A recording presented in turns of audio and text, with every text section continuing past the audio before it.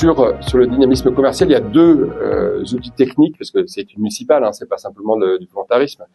On veut créer une foncière municipale. Pas à l'agglo, parce que si ça marche comme les déchets, merci.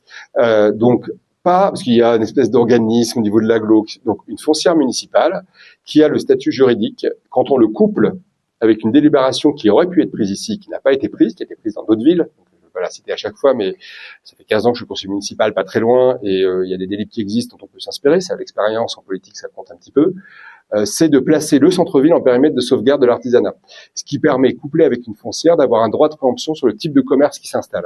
C'est-à-dire chaque vente de fonds de commerce, la mairie est obligatoirement informée, sinon c'est pas valide, et elle peut préempter s'il y a un 5e kebab qui s'implante. On n'en est pas encore là à Épinay, mais on est en train d'y arriver. Donc, sachant qu'il y a un centre de commerce dont on sait que d'abord, on les veut pas, en tout cas pas trop, et deuxièmement, il y a des sujets de blanchiment. Ce qui veut dire que si vous avez le commerce d'un côté et les dealers sur le parc de l'autre côté, évidemment, tout ça tourne en circuit. Donc, ça permet d'une part de stopper ces choses-là. Ensuite, il y a un sujet de stationnement, si on veut dynamiser notre ville. Il y a des choses simples qu'on peut faire déjà. C'est faire respecter les 30 minutes, hein, parce qu'il n'y a aucun respect là-dessus pour que les places courtes arrivent. Ça reboucle, ce que je dis tout à l'heure, c'est que si on élargit la grande rue, on va élargir les trottoirs, mais on pourra peut-être trouver quelques places de stationnement de courte durée. On peut faire des choses qui coûtent zéro.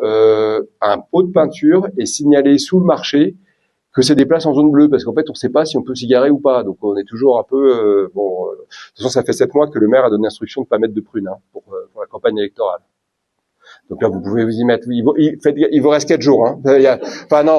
Ils vont peut-être être au 2e tour. Allez, jusqu'au 20. Non. Et après, fil rouge, concertation.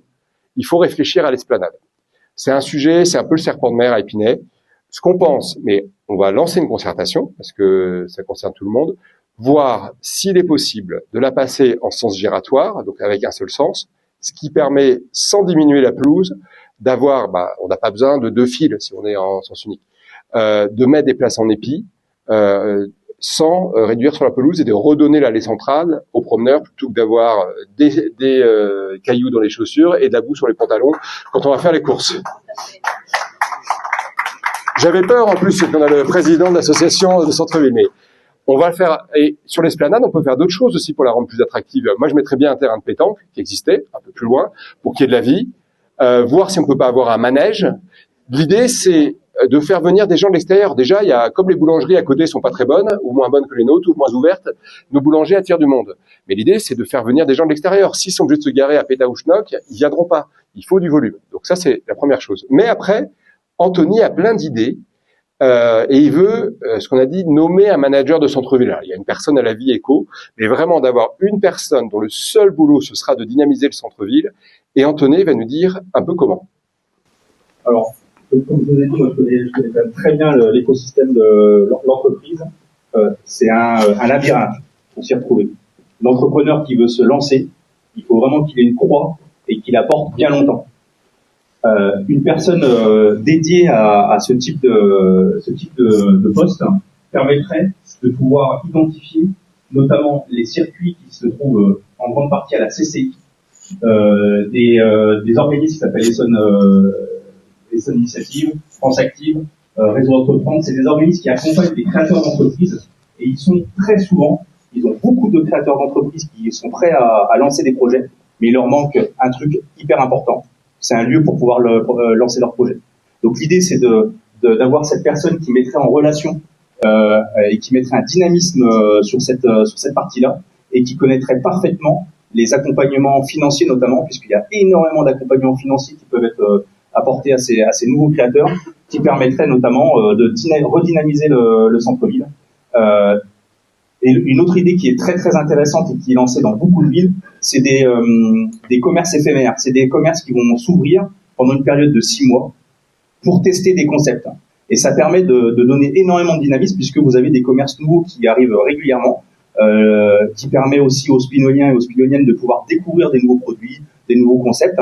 Et si le concept fonctionne, charge à nous de lui proposer de rester sur la commune et de pouvoir se lancer définitivement. L'idée, c'est pour rendre la magie à Épinay. Donc, si vous avez vu le programme, C'est vrai que Noël, franchement, on a l'impression que c'est plutôt le mois de novembre. On a plutôt l'impression que c'est le jour des morts, vu la déco à Épinay. Il y a toujours les mêmes décos qui sont bien sur l'esplanade. Donc Florian, qui est aussi celui qui filme, il a une énorme créativité IA. Donc il nous a fait plein de projets. On peut même pas tous vous les mettre. C'est ce qu'on a mis. On aurait pu faire 10 programmes électoraux, mais là sinon on est là jusqu'à 3h du matin. Et enfin, je serais tout seul si c'est à 3h du matin. Peut-être que certains colistiers resteront quand même. Non, l'idée déco de Noël, on met le paquet parce que pour préciser ce qui est entendu, l'idée dans l'animation commerciale, c'est d'avoir des rendez-vous dans Épinay, d'avoir une semaine musicale, d'avoir une semaine à thème pour que les gens, en faisant de la com, des gens qui n'ont pas l'habitude de venir à Épinay viennent pour ce moment-là.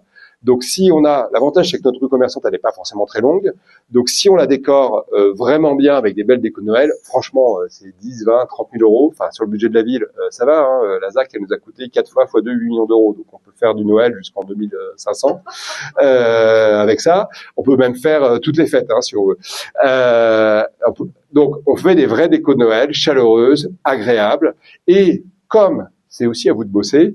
On lancera, mais j'aime bien les choses pas chères et mobilisatrices. C'est-à-dire que l'enquête sur les déchets, ça va coûter 130 euros de tract. Vous voyez, pour vous consulter, c'est pas très compliqué.